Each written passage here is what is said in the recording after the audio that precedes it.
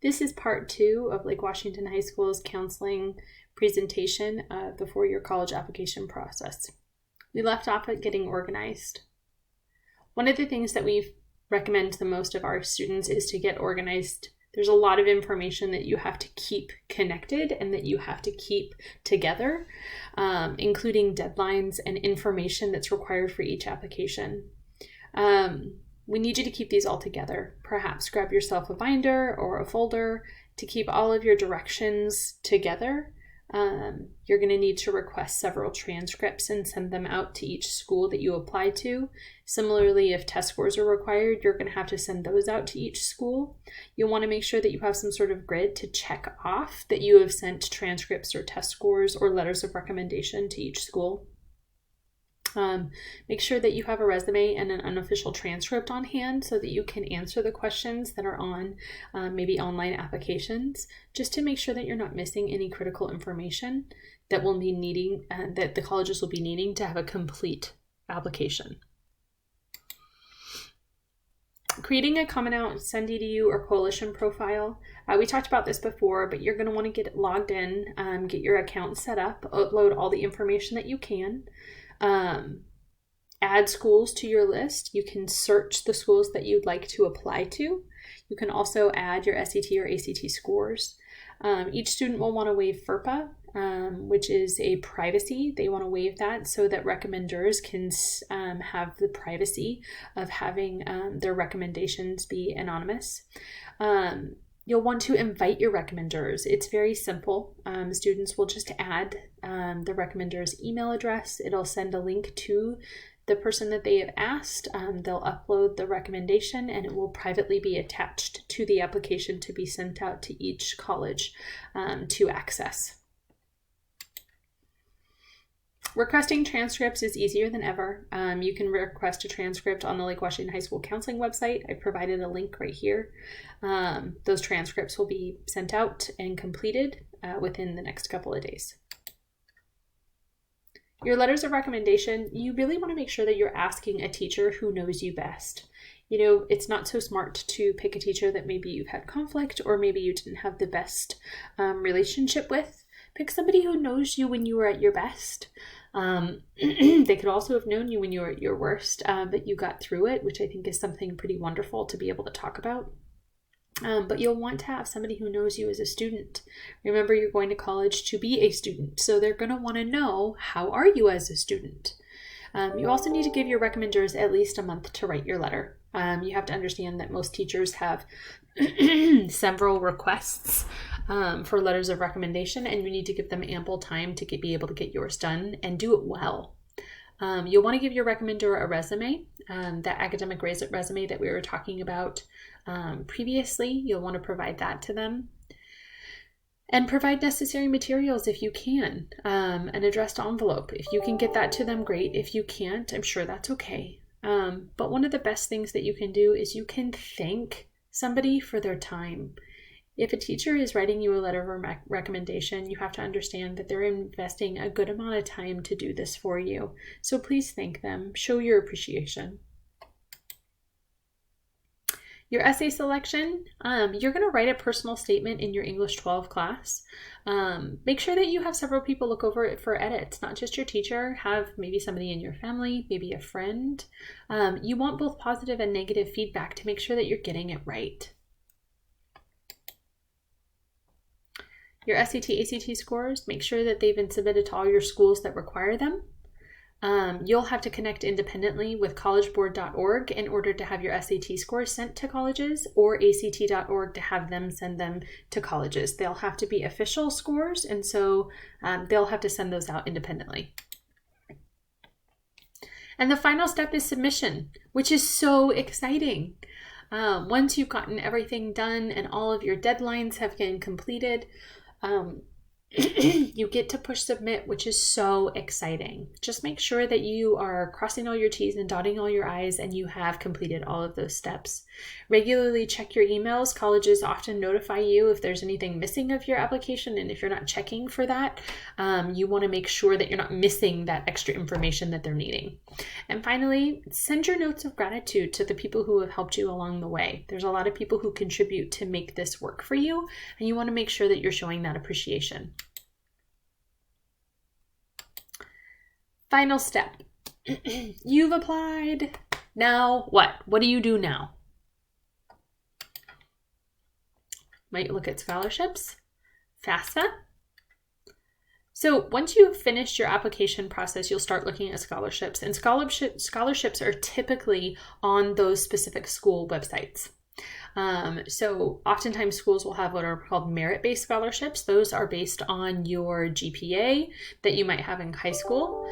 Similarly, they might offer you a specific one because of something else that you have shown on your application that you specifically can apply to. You can also work with Ms. Henderson in the College Career Center. You can email her for updates and available scholarships and deadlines. And one of the coolest things that we've ever seen was washboard.org. You need to create a washboard account, but it really is like eHarmony for scholarships. What you do is you input all of your information and it matches you up specifically with scholarships that are in your area or that you qualify for. Another thing about scholarship, it says you have to apply to tons of them in order to get some. You have to understand that globally, students are applying for scholarships more than they ever have. So with that being said, you are competing globally. You need to apply. Lots and lots of applications will get lots of return. FAFSA. This is Federal Financial Student Aid. You need to complete this application in order to qualify for oftentimes housing placement, or this is a part of the application that you just have to complete for colleges. FAFSA is federal loans or federal financial aid with grants that are given to students to pay for college. You'll need to do this as soon as possible. The application opens on October 1st, 2020. You'll want to sit down with a grown-up. Whoever loves and looks after you, you want to sit down with that person. It's going to take a couple of days, or you can pound it out in one day if you really want to. However, be patient. It's a long and laborious application that requires tax information, lots of family history information. It does take quite a bit of time. So if you need to take a break, that's perfectly fine. Come back to it. We're also going to have a FAFSA presentation at Lake Washington High School that will be posted that you can watch as well. That kind of helps you navigate the FAFSA. You can connect with Ms. Henderson in the College of Career Center. She is a wonderful resource for this as well. Any of your counselors. But FAFSA often determines also your housing placement. So whether you plan on engaging in taking the federal money to pay for college or not, you might still have to fill out the FAFSA. You can always say no thank you to the funds. At the end of that application, you'll have what's called a SAR report and a PIN. You want to make sure that you keep those in a safe space. Those are highly confidential and very sensitive, so they will stay with you throughout your throughout your college career.